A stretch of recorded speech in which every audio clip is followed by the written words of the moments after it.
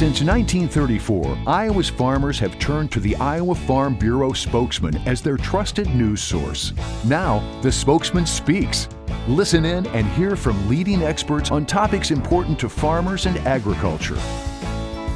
Now, here's your host. Welcome to our March 27th edition of the Spokesman Speaks podcast. I'm Andrew Wheeler, and this episode features two conversations that will be especially useful to new or aspiring farmers and farmers who are looking to diversify their operations with niche crops or livestock. As you might know, Iowa Farm Bureau recently hosted a day-long conference where experienced farmers and other experts offered their advice to attendees who are interested in niche ag possibilities. That sold-out event featured a full slate of speakers on everything from beginning farmer loans to the production and marketing of fruit, vegetables, flowers, honey, meat goats, poultry, and more. Now, of course, we can't pack all of that into one podcast episode, but we will be sharing some insights into two of the topics: beginning farmer loans and raising poultry for meat and eggs. First up, we have Brian Gossling, who's the longtime head of FSA's farm loan programs here in Iowa. Beginning farmers have unique risk and lending needs, and that's where FSA can step in to help. Spokesman editor Tom Block has the story with Brian Gossling.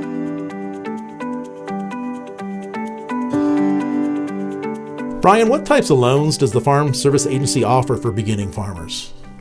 So our primary loans are farm ownership loans and operating type loans. So we really can do anything that is related to production agriculture with our loan programs. We also have emergency loans. We have smaller niche loans called microloans that are really operating or farm ownership loans, just smaller type loans, kind of entry point type of loans. So we've got lots of programs available.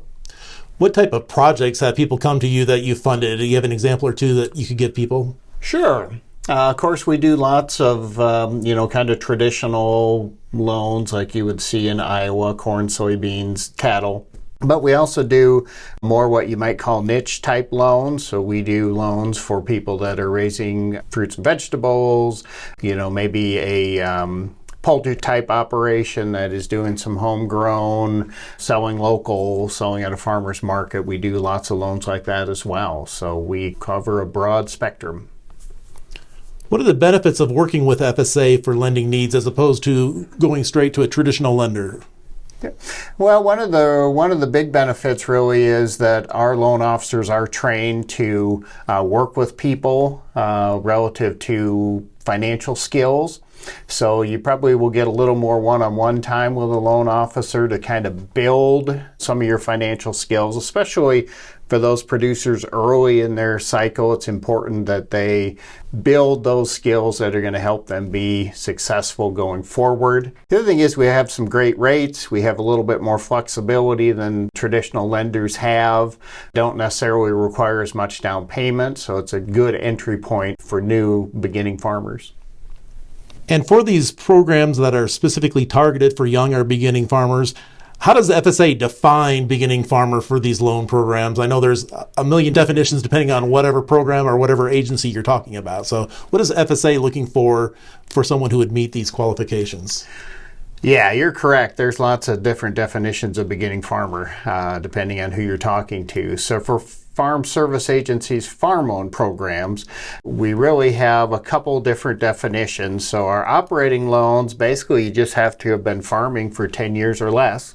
For our farm ownership loan programs, we have the same 10-year or less criteria, but we also have a land ownership stipulation there that you can't own more than 30% of the average size farm in the county that you want to purchase. So, and of course that varies by county, but you could own somewhere in the ballpark of 100 acres and still qualify as a beginning farmer. And again, it's different in every county, but that'd be a good general number for across the state. Now, financially, what would your FSA lenders be looking for in a loan applicant? Yeah, so financially, again, we're an entry point if you're talking beginning farmer loans. So we understand that people maybe aren't going to have as much down payment or as much net worth. We don't have any set criteria for most of our programs. We do have one of our land ownership programs. You do have to have 5% down in cash, but we can do 100% financing for some projects. So really what we're looking for is some good experience from the applicant. If they do have a good net worth, that certainly helps, but we're an entry point. We do want good credit history. We don't rely on credit scores, but if we can get some information that they've handled their credit in the past, those are things that we're looking for a loan applicant. For any loan, really, a banker or any kind of lender is going to want to see a business plan. Why do farmers need a business plan, and what are some guidelines that you might be able to offer for people to start writing that plan?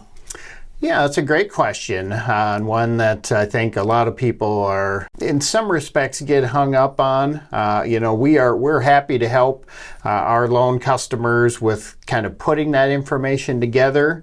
But again, that's probably what we're doing is just scratching the surface. So when somebody comes to us in terms of a business plan, again, it doesn't have to be 50 pages, but what we're looking for is, have they thought about what they want to do and where they want to go? So we're looking for goals. We're looking for ideas about how do they plan to market their product? Do they have a fallback plan, kind of a plan B, a plan C if things don't work out as they planned? Farming is like other businesses. A lot of the risk and even business failures early in that cycle. So we want to just know that people are a little bit prepared when they go into it. And that's really what you're doing with a business plan. So again, how formal it is, we'd love to see something in writing, but again, it doesn't have to be 50 pages. It might be 3, 4, 5 good pages of somebody that's put some thought into it. And that's something that your loan officers or folks could help people work through and develop that as you go. Absolutely, yes. In fact, we will help them. We do a loan, what we call a loan assessment with our customers, where we talk about goals, we talk about resources, to help them meet those goals. So that is something that, again, is kind of one of the benefits of getting a loan from FSA. What are some other forms or documents that farmers should have in order when they start to be ready to apply for a loan? We'll want a lot of the information that a traditional lender would want. So if you have been farming, we would like some records of what you've been doing, production and financial. We'll ask for a copy of tax returns, typically 3 years of tax returns if the producer has them. We'll look at things like sales records, crop insurance records, any of those kinds of things that can supplement the operation. The other thing that some of our applicants don't think about a lot, but when I talk to especially young farmers, I talk to them about, it's kind of like applying for a job. You submit a resume, you submit references, and that's really what you're doing with a loan officer is you're selling yourself to a loan officer. So it's a good idea to have some references, some people that the loan officer can talk to about what you've done. Good to put together a kind of a narrative of sorts of what your experience is, to kind of just sell the loan officer, and this is what I've done, this is why I think I could be successful. Yeah, some of those non-financial things, just a personal, like you say, reference recommendation that could help build up that portfolio. Exactly, yes. What are some of the other, common questions or stumbling blocks that beginning farmers might have when they're beginning this process? A common question is that one of our requirements to get a farm ownership loan is that you have to have 3 years of farming experience. And again, the idea there is that we're trying to get, have people have a level of maturity and a level of experience that's going to, indicate that they'll be successful. And it's just for land loans. And again, the reason is that, it's typically a lot more dollars, a lot longer commitment. There can be confusion over that issue, so we do want some farming experience, but again, that might be working for somebody else if they're involved in management and labor. And we can also count some other things in there. So if they've got a 4-year degree, that can count towards those 3 years. If they have military experience, if they've run a business that's not a farm business. So we have some different ways to get them through the door. So that's a common question. And what I tell people is, if you do have questions, talk to our loan team. Don't exclude yourself and say, well, I've not farmed 40 acres or I've not had my own cow herd, so I probably won't qualify. Talk to our loan officers. Again, we're here to try to get people into production ag, and we're happy to work with people and do what we can to get them into a loan. That's great. Yeah, there to help for sure. Earlier on, you mentioned these loans can often have a better interest rate than maybe your traditional loans. As we all know, rising interest rates have impacted everybody's operation. Has that affected the volume of applicants that you've seen, and where are things at right now with the current rates and repayment terms, things like that? Yeah, so our rates have definitely moved up for most of our programs, just probably not as fast as what you might see in the commercial sector. Our business actually has, especially for our direct loan program, where people are borrowing directly from FSA, we've seen uptick in business, again driven by interest rates for one, cost of land for another, in terms of an entry point for people. So we've really had, last year was our largest year ever in terms of direct loans. We had about $316 million in direct loans that we wrote last year. So I don't know that we'll hit that mark again this year, but we've definitely seen some interest driven by these interest rate increases. Is there a set funding pool for these loans that you have to work with, or can you handle as many applications as come in?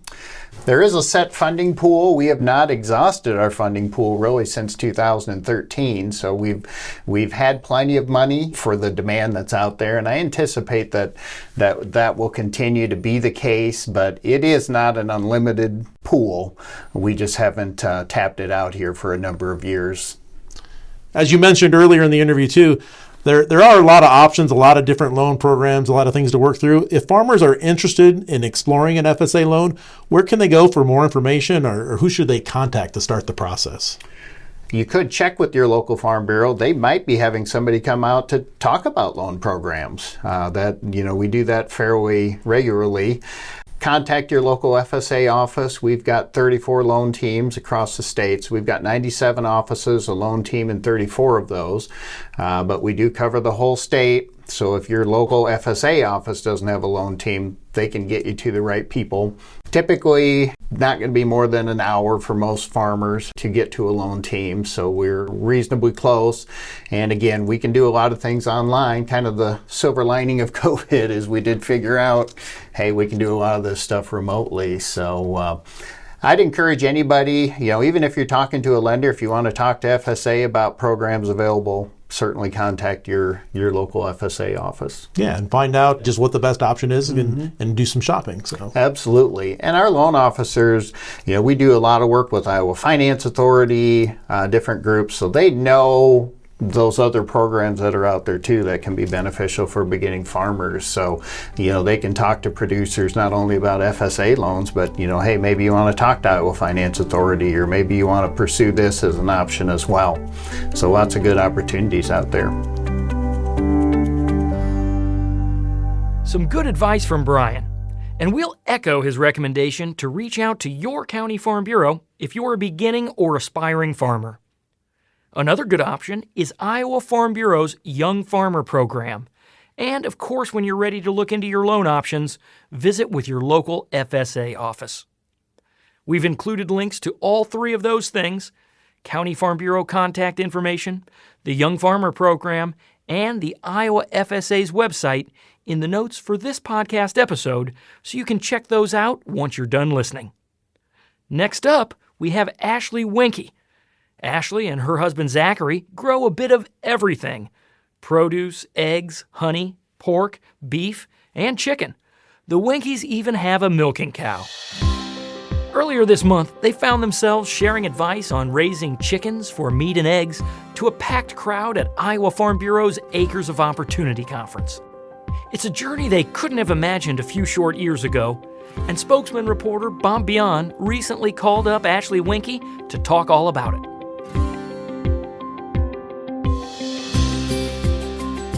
So let's start with a little history lesson. Tell us a little bit about how Pleasant Grove Homestead came to be. Yeah, so the actual name, when we went to purchase this property, the house sits like in the city limits of Barnes City, which is Pleasant Grove Township. And the acres to the north sit in Montezuma. And so we figured, oh, Pleasant Grove, that sounds like a really lovely name. So we named our LLC Pleasant Grove Homestead. And then as we began to close on the property, actually they changed it so that our address is actually a rural Montezuma address, which would be Jackson Township. We already had the LLC form, so we just kind of stuck with it, but that's how the name came to be, and kind of the whole idea behind what's now turned into a business.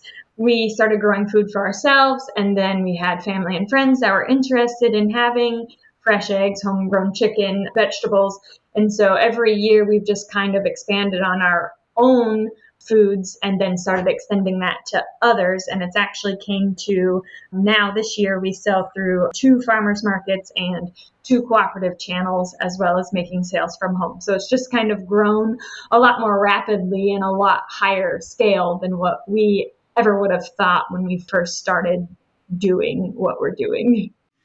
You recently presented at the Iowa Farm Bureau's Acres of Opportunity Conference. What was that like? And how best would you describe what you were trying to convey to interested entrepreneurs? The conference was great. It was a great day to connect with other like-minded small producers. There were a lot of folks there that it sounds like they recently bought an acreage and they're looking for what they could do with it. We were in that spot once, so it was great to talk to other folks that are there now. And I just think with considering both meat birds and egg layers, which were the presentation topics for our family, it's really important to know what you're getting involved in, because it sounds like a really small, low-key investment, but it turns into something bigger than that much quickly. So if you haven't considered, what are you going to do with an egg layer when it's not laying eggs anymore? How many chickens can I actually take care of? These meat birds, when they're all big, where am I going to go to have them processed? And we really wanted people that were considering getting into the field to think through their answers and think through what they really have the capacity to take care of and to manage in a meaningful way. And it seems like it was really well received. And I still, on our social media channels, have been getting asked questions to follow up with things from the conference. So it was great to kind of be in that mentorship role, so to speak, of where we were and how we got to where we are now.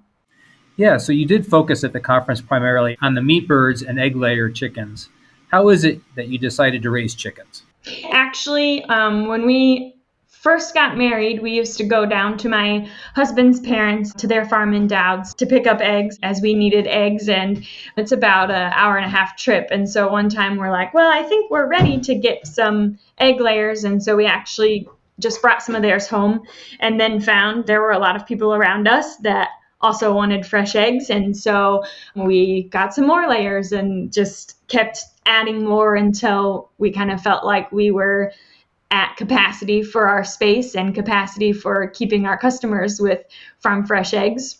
Well, then the chickens, they don't take a lot of space and they don't take really good fence and that sort of thing like pigs or cattle would. So chickens, we had some experience with the egg layers, and so adding the meat birds just seemed like a good next step because of the infrastructure problem, and also they're raised out pretty quick. So in about 8 weeks, your bird is from chick to table, and so that seemed like something feasible for us to take on and try. And it's not as big and scary a jump as like buying a cow and then having to figure out how to take care of it and feed it for 18 months or whatever the time would be. So the meat birds seemed like a not so scary way to get involved in raising your own food.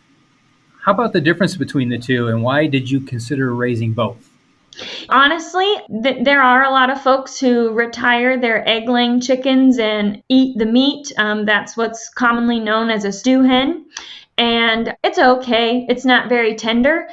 That's the main difference. An egg layer is bred to be a little bit thinner and not quite so much meat, but they're going to give you an egg. We raise the Cornish cross meat chickens, and they go from chick to table in about 8 weeks. So they're really bred for getting meat on your table, and it's much more tender and there's much more meat. If you were to process one of these laying hens, you're looking at less than 2.5 pounds of meat, whereas the meat bird, in 8 weeks, you'll have about a 5.5 pound bird on your table. That value to us was what we were really looking after when we decided to raise both, is what's the best tasting and what's the easiest and most efficient way to get it into our freezer. You touched on this a little bit, but anyone interested in a startup operation with meat birds or egg layers, what should they consider? One thing that's really essential, and even our plan changes as we grow in size, is your brooder, what you're keeping your baby chicks in, needs to be really secure and really safe, and you really need to be able to watch the temperature of that brooder. Right now, an egg-laying chick is about $3.50, like the cheapest that you might find. And so if you think about that, if you have a predator jump in your brooder, or you don't have the temperature quite set right and they all get too cold, every chick that you lose, it's $3.50 that you just lost in something that you could prevent. And so I think it's really critical to make sure you've got that brooder staying. It needs to be 90 degrees right away, and making sure that all of those safety features are in place so that you don't lose some money before you even get started. The other thing in the presentation, we went through all the different expenses. It's easy to look at the prices and kind of scoff and say, wow, chicken, that's really expensive for a farm fresh chicken. But we've really been careful to put all of the numbers that are associated with raising the meat into our calculations. We add about $40 a month into the price when the chickens are under that brooder light, because it pulls that much electricity. And so if somebody wants to take this on their own farm, they just really need to be aware of all of those costs and prices associated with raising either type of chicken. Regulating temperature, you mentioned that as a challenge you've had to deal with. I remember you mentioned predators like foxes or coyotes getting into your birds as a struggle. Could you expand on that a little bit? So the temperature, we're still using the regular red heat lamps, and we have a little, it's called an Inkbird sensor. So it will set off an alarm if the temperature isn't staying right. That way, if something bumps it and the light comes unplugged, it will send off an alarm, and we would know that the temperature isn't right for the birds before it gets too cold. It also just blocking any drafts that come through. A small draft will cause all your chicks to crowd. So just checking all of that even a day prior to having your chicks come, because once your chicks are there, it's too late to be trying to figure out how to make it warm and draft free. As far as predators, we use these chicken tractors that are outside, and we really have built them to be really heavy duty. They hold the feed in the outside of them, and so the feed, like a 50-pound bag of feed on both sides, and that really weighs it down so something can't tip it over. But we also have like a 2x10 runner to make it so that like a coon can't just reach under there and grab something, because it's 10 inches wide for the runners on the bottom. And we're actually still always modifying those chicken tractors to prevent losses from things like that. As far as winter time, we actually have a extra high tunnel structure, which is like a greenhouse but used for planting in the ground.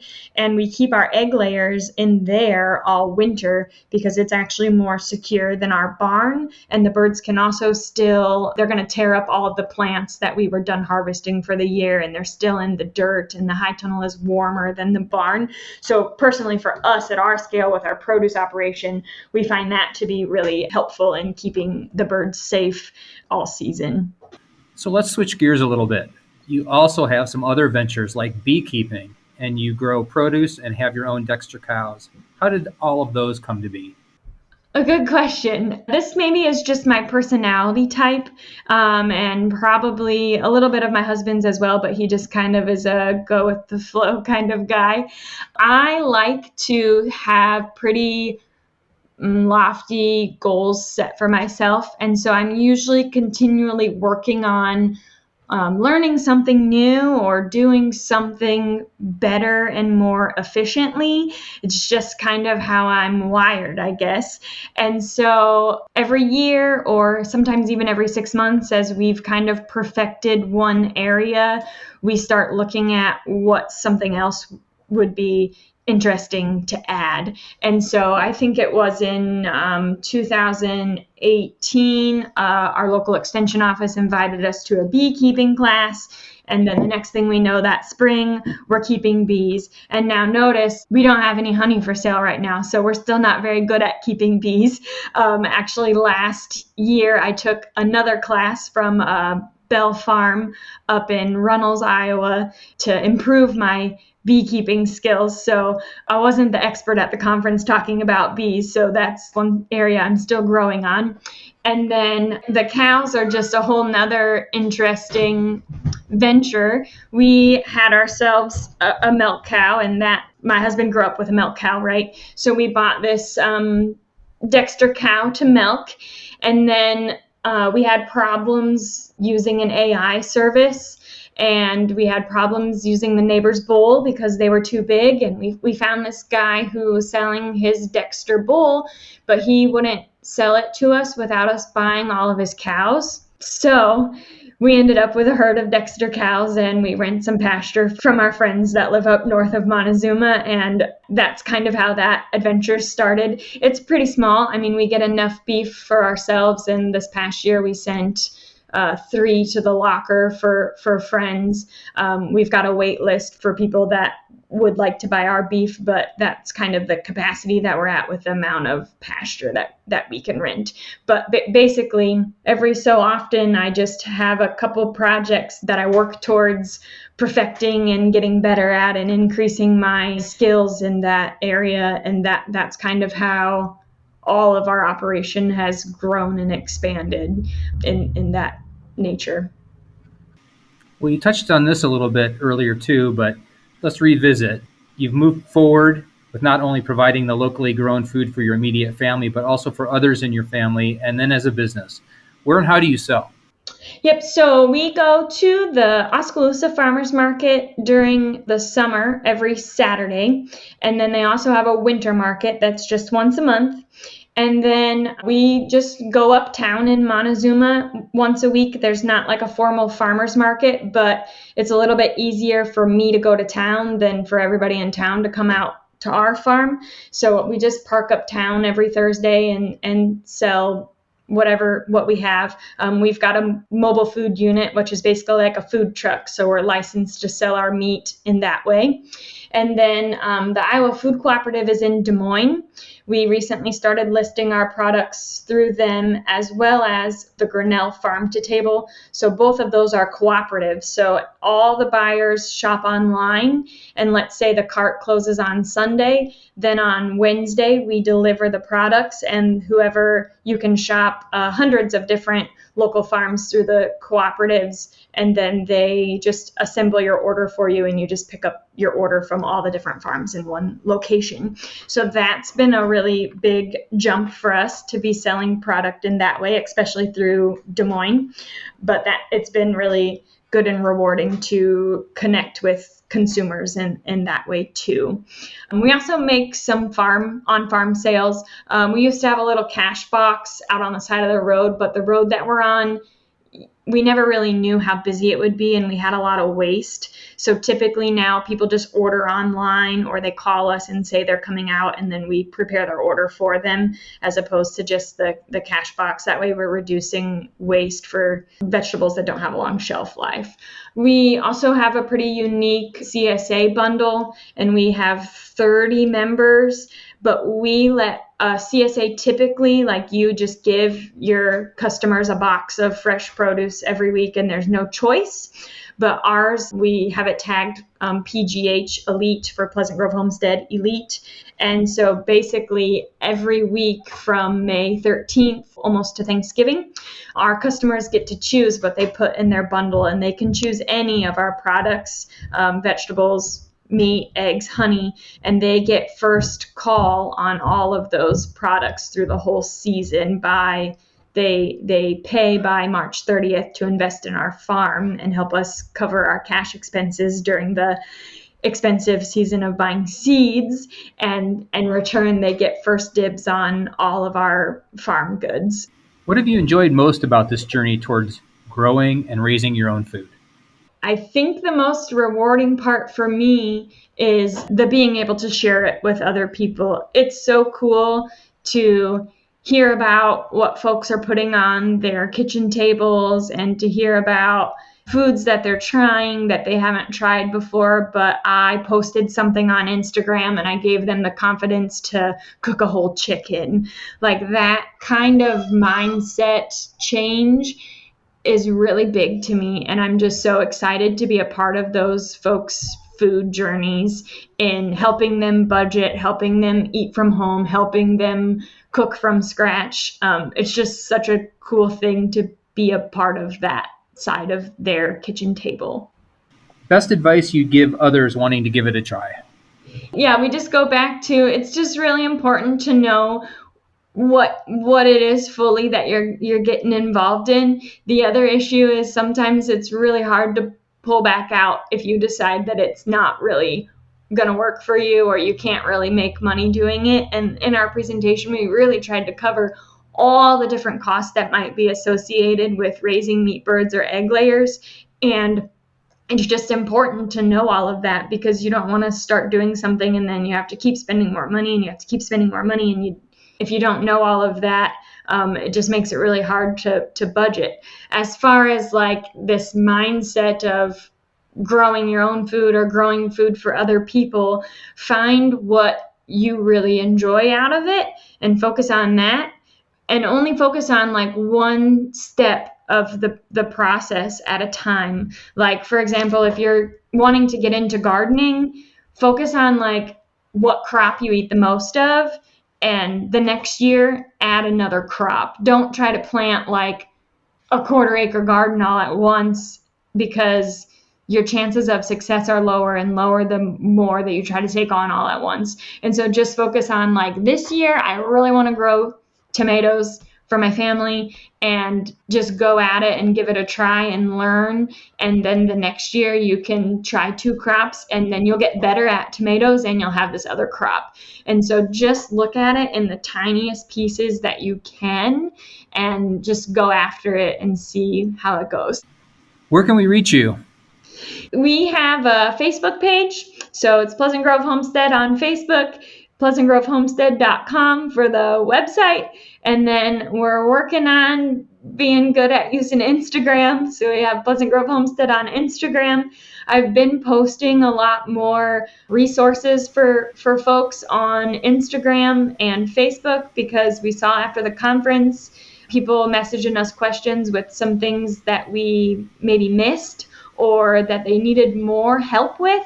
And so I've been addressing those questions from folks over on our Instagram and Facebook channel to really show our practices and show people how to do it if they want to do it themselves as well.